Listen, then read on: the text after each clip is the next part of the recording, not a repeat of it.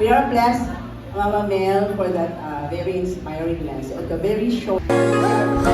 Hello guys! Kami po ay pupuntang CTLI Muntinlupa para sa aming Women's Fellowship. Yung ano namin, President. Ang galing niya. Ko. Kaya mo yan. Gusto ka talaga ang ano eh. Kaya mo yan kasi, kaya sabi namin, yan, naging para kami nasa children's ministry. Saan? Practice, Dito pala kayo. children's ministry, no? Ate, yung practice, malaki yung bentahe sa iyo. Kasi nakapagturo ka na. Yun. Ni Bunso ni Jet, yung crayola uli. Dapat Tapos hindi. panay ano po yung chair, panay crayon. Buti may wet wipe siya. Malapit na kami sa Tunasan na kami. Yan ang ganda ng ano, kondo. Oh, bago. Kasi hindi nakakaano din. Dito sa highway malapit. Andito na kami guys sa taas. Nasa soldiers na po kami. Ayan. Antayin lang po natin. Kasi may dadalhin yan sila. Para hindi ako makabitbit. Tingnan natin. Kung bibigyan ba nila ako ng mabitbit.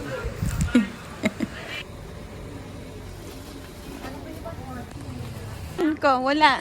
Oh, let's go.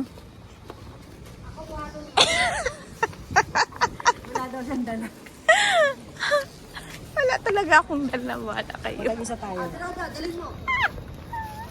Ayan. Andito na sila. Andito na. Oo. Nakaputi ka din. Hello, vlog.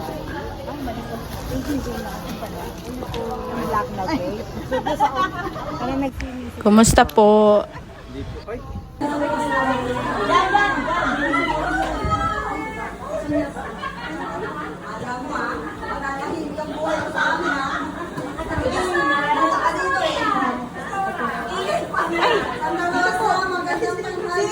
Si Ate Yeng po, Ate Yeng.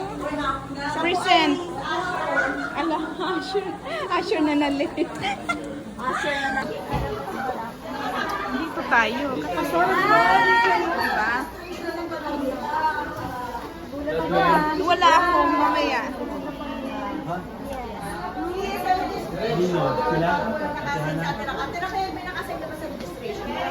Ikaw na lang. Oh, ito si Ate Raquel. Siya sa registration ka, Ate Raquel. Ate Raquel! Hello po. Registered na tayo. Wala akong ano pa, name tag. Name. Ito yung mga names niya. Ate Raquel. Ano, nakita niya, binigyan ako sa'yo. Nakabidyo.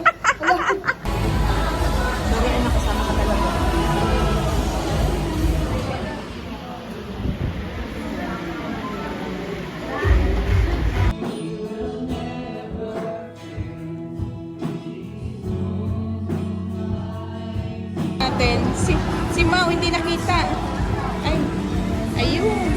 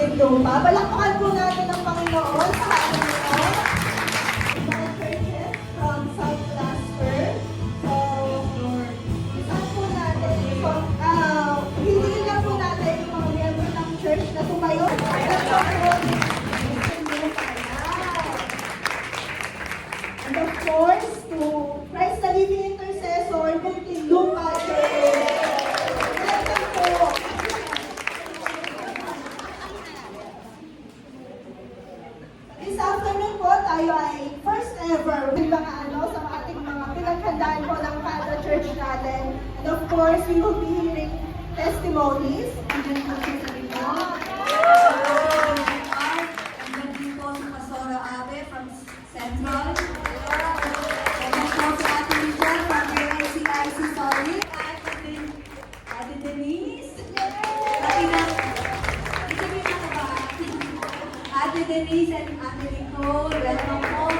It's our joy and we are honored to have you this afternoon po. Tayo po natin tumayo nga po.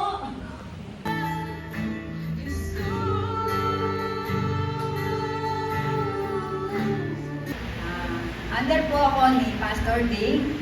Bali, matagal na po akong Christian.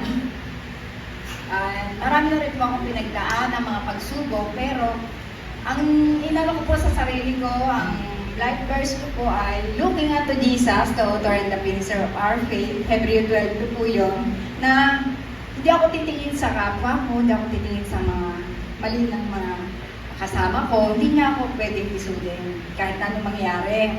Yun po yung naging life ko, naging buhay ko sa mahabang panahon ng pagiging Christian ko. Ako po yung In a Christian home, akala ko enough na yung mapalaki ka na magulang mo as a little Christian, na enough na yung parents ko as the model of being a Christian.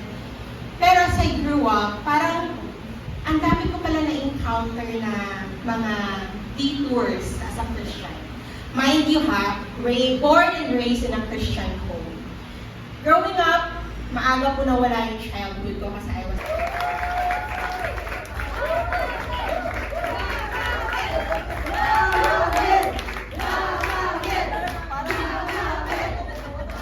Adopted na.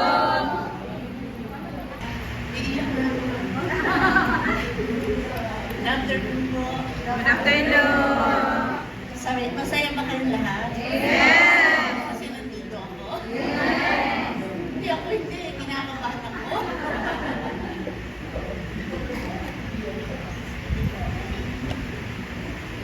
Salamat po sa pagkakataong ito na na kinuha niyo akong exhorter sa inyong gawain. Eh, mapasalamat po ako na andito ako ngayon. Siguro si Lord na nagdala sa akin para makapag-share sa inyo. Salamat sa lahat. Hindi ako sanay magsalita sa maraming tao. Si Maria, para sapagkat alam niya na siya ang ating Panginoong Jesus. Tatlong bagay po ang nakita ko sa verse nito. Number 1, yung honor. Dapat po natin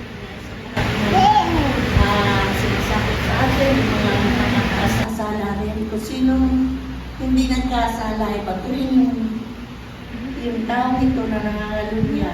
Eh wala pong bumato, nagsialisan sila, kaya wala pong matulid sa atin. Huwag tayong magturo na siya po may kasalanan, siya. Kasi pag Ito po ay, gagawin po sana ito bilang ito po yung aming token na kinikilala namin na papasalamat kami sa inyong oras, sa mga ginagawa niyo in the background, mga taon na alam mo niyo. Ayan. Ito kayo naiiyak. Ayun.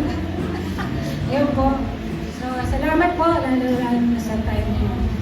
Alam po po, hindi naman ako inyong friends. Sorry ko lang. And this certificate of appreciation is presented to Sister Imelda Ornales, Mama Clara, for imparting her valuable knowledge and wisdom.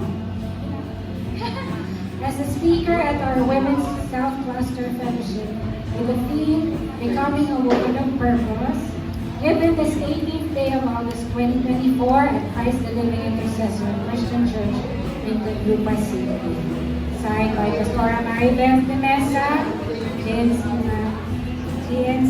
MIC Cluster Coordinator. Thank you po.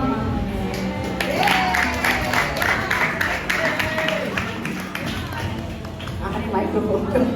We are blessed, Mama Mel, for that very very inspiring yan. So, the very short, tatlong naalala ko. Naalala ba ako?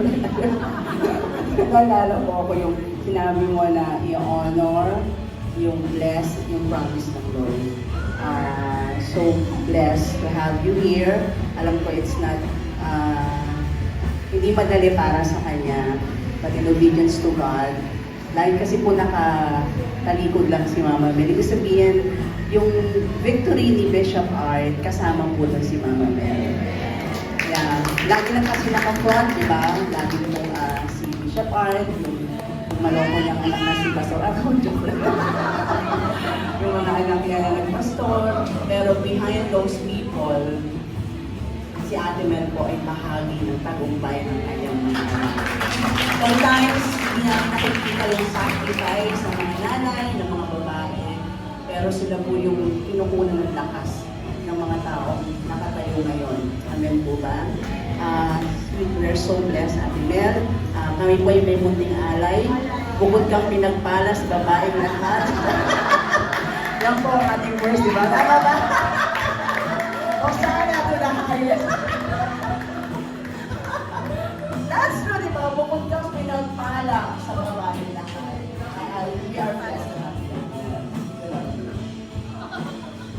Ito po yung alay namin sa inyo. Pero bang may tulong pa dito? Alam ka nyo sa mga kuya ni Chok na. Pabili po ng tatway.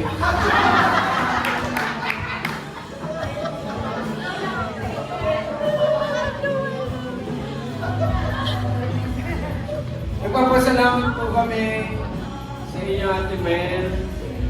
Hindi niyo lang po alam kung gaano malaking blessing po kayo sa akin. Kaya nga nang bumayag po kayo, bless na namin kami kasi alam namin na